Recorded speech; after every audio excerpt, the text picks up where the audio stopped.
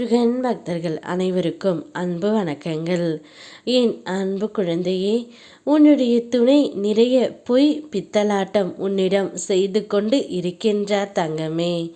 அது என்னவென்று தெரிந்தால் உன்னுடைய மனம் மிகவும் வருத்தப்படுவதோடு நீ என்ன செய்வாய் என்று எனக்கு தெரியவில்லை. ஆனால் உன்னிடம் உன்னுடைய துணை ஏதோ உண்மையை மறைத்து கொண்டு இருக்கின்றார். அந்த உண்மையை உன்னிடம் சொன்னால் எங்கே நமக்குள் சண்டை வரும் என்ற பயத்தில் நிறைய பொய் சொல்லிக்கொண்டு உன்னிடம் இருக்கின்றார் தங்கமே.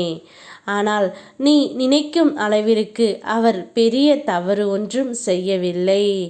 ஒரு சிறு சிறு தவறுகளை செய்து கொண்டு அதை உன்னிடம் மறைத்து வைத்திருக்கின்றார். அவ்வளவுதான். கூடிய விரைவில் அவரை நான் திருத்துகின்றேன்.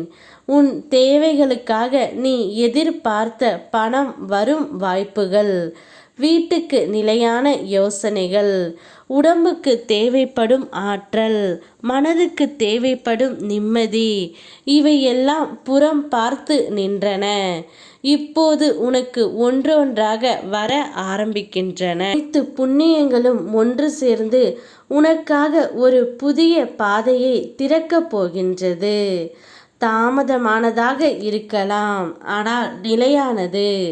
இனிமேல் நம்பிக்கையை விட்டுவிடாதே. அதுதான் இந்த புண்ணிய பலன்களை உனக்காக நல்லதை செய்ய வருகின்றன. இனி உன் வாழ்க்கை ஒரு புதிய முடிவை எடுக்கப் போகின்றது.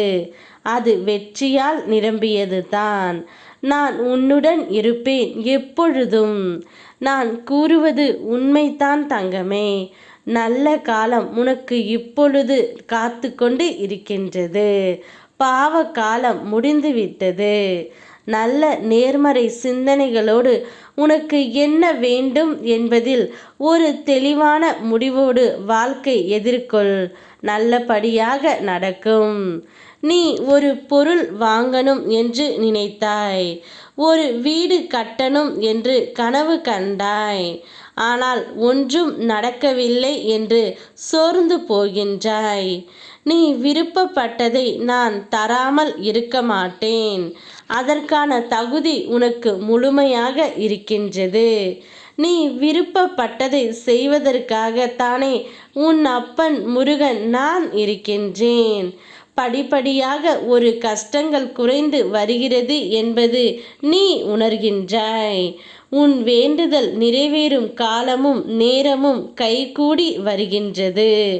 மனதை தளர விடாமல் நம்பிக்கையோடு இரு. நிச்சயம் நீ நினைத்ததை அனைத்துமே உன் கையில் நான் சேர்ப்பேன். உன்னை மகிழ்ச்சியோடு நான் பார்ப்பேன். உன் துணை உன்னிடம் மறைத்த உண்மைகளை கூடிய விரைவில் நான் கொண்டு வருவேன்.